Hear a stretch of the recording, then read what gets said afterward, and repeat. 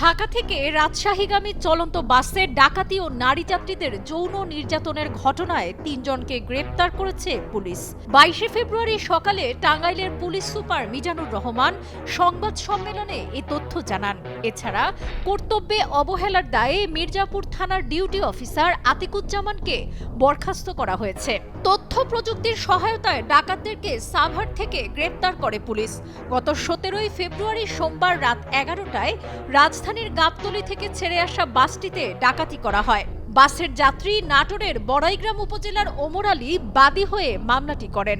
Unique road Royals এই বাসটাতে যাত্রী ৩০ থেকে ৩৫ জন যাত্রী নিয়ে বাসটি গাবতলী থেকে রওনা হয় এবং পথিমধ্যে সাভার, চন্দ্রা বিভিন্ন যাত্রী তোলা হয় এবং যাত্রী বেশে ডাকাত দলটি তাদের যাত্রী যারা ছিল এখানে তাদের কিছু লুণ্ঠন, মোবাইল, টাকা এবং অনেক নারী ছিলেন সেখানে, তাদের কিছু স্বর্ণ লুণ্ঠিত হয়েছে।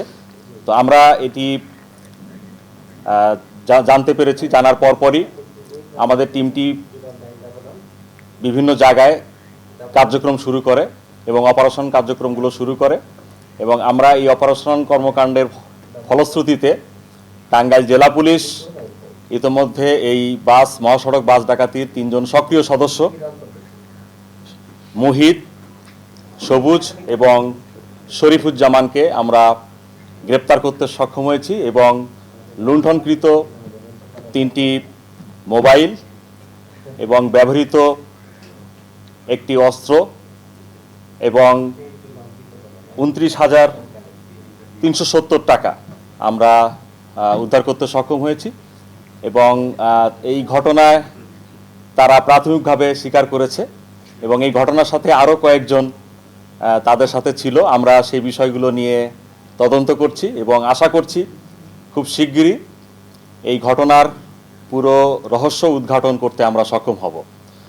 তো আপনারা জানেন যে আলোচিত এই বাস ডাকাতি মামলার একটি অংশ ছিল যে নারীদেরকে ধর্ষণ বা শ্লীলতাহানির এরকম একটি বিষয় এখানে এসেছে। তো আমরা এখানে নারী যাত্রীদের সাথে কথা বলেছি এবং যারা যাত্রী ছিল তাদের সাথেও কথা বলেছি। তো আমরা প্রাথমিকভাবে সেই বিষয়গুলো পর্যবেক্ষণ করছি এবং এগুলো আমাদের আন্ডার ট্রায়ালে আছে, আন্ডার ইনভেস্টিগেশনের আওতায় আছে। আমরা সেই বিষয়গুলো নিয়েও কাজ করছি এবং পুরো ঘটনাটা নিয়ে আমরা পর্যবেক্ষণ করছি এবং বিষয়টি তদন্তাধীন আছে। আশা করি সকল বিষয়গুলোই আমরা খুব শীঘ্রই আপনাদেরকে আরও পরিষ্কার করতে সক্ষম হব ইনশাল্লাহ। সেখানে প্রাথমিকভাবে যে বিষয়টি এসেছে, এখানে কোনো ধরনের ধর্ষণের ঘটনা ঘটেনি। এখানে আপনারা যেটুকু আমার বক্তব্য যে আমি আপনাদেরকে জানালাম যে কিছু স্বর্ণ লুণ্ঠিত হয়েছে নারীদের কাছ থেকে, স্বর্ণ এবং রূপা।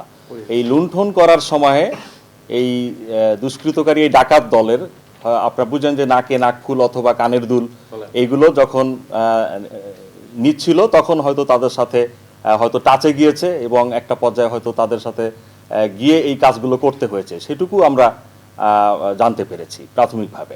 কাজল আর্যর পাঠানো তথ্যচিত্রে ডেস্ক রিপোর্ট, সাবরিনা কাজী, কালের কণ্ঠ।